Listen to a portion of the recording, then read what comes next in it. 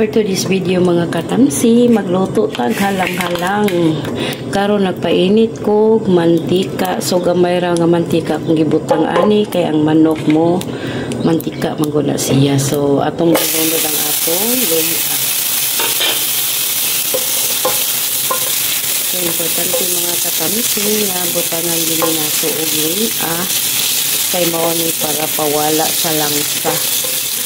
So, atong pabuton na maluto, mugawas ang aroma sa atong luya mga katamsi. So, yan mga katamsi, kay nagawas na ang aroma sa atong luya mga katamsi. So, nagawas na siya. So, ato na din ilulog ang atong bunhay.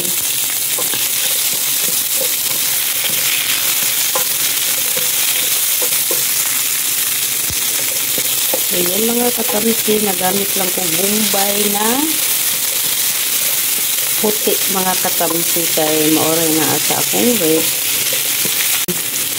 Para may kunting sipa mga katamsi atong butangan og sili. So, halang-halang mga katamsi kay kuan na siya no, halang. Pagkangan na halang-halang, karon dili halata mga katamsi na binta na ko ang ahos mga katamsi. So, ako na lang na siyang iapat mga katamsi.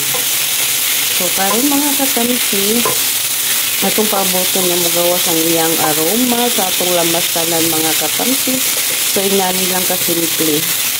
So, di na ito butangan og daghang oil kay ang atong manok mo, oil na siya mga katamsi. So, yan. Humot na itong lamas, no?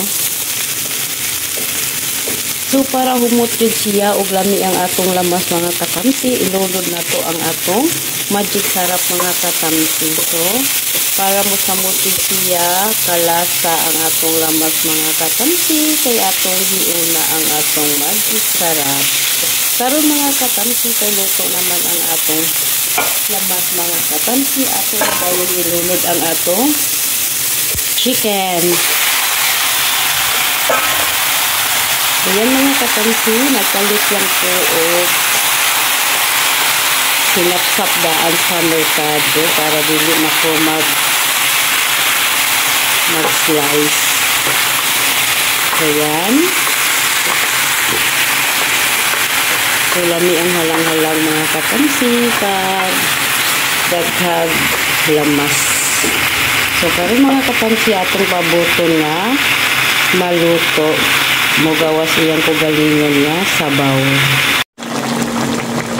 So, kay gawas naman ang iyang sabaw mga katamsi. Sumo niya kong giingon nga butangan ra jud nato gamay mantika.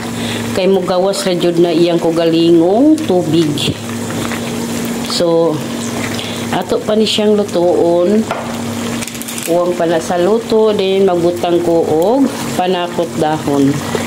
So, gamay lang mga katamsi pa, dagdag humot ra sa atong diluto karon. Then, digin na nato kalimtan ang atong sili at sal para dagdag lasa sa atong menu karon mga katamsi. So, yan. Karon mga katamsi, optional, butangan ako og black pepper, then paprika. So, magluto kong sudan mga katamsi, magbutang kong paprika kay para sa ako dagdag siya panglasa sa atong sudan mga katamsi. So, pwede sa ninyo itry mga katamsi kay para ma-feel ninyo kung unsay lasa kung butang ng paprika mga katamsi o magic sarap. Karon mga katamsi, magbutang kog oyster sauce. So, lamisan siya kung naay oyster sauce mga katamsi para malasahan yun nato ang atong sudan karon mga katamsi. Then, sure jud kung mukaob na sad atong bahaw ron mga katamsi. So, magluto day kog sudan mga katamsi sa usa ka adlaw is udto ra ko magluto kay para di ta matintal og kaon sa buntag ug sa gabi mga katamsi. Karon mga katamsi, magbutang day ko og patis. So gamay lang mga katamsi. So depende sa inyong panglasa. Yan mga katamsi. Karon mga katamsi, mubutang ko og sesame oil pang dagdag lasa mga katamsi.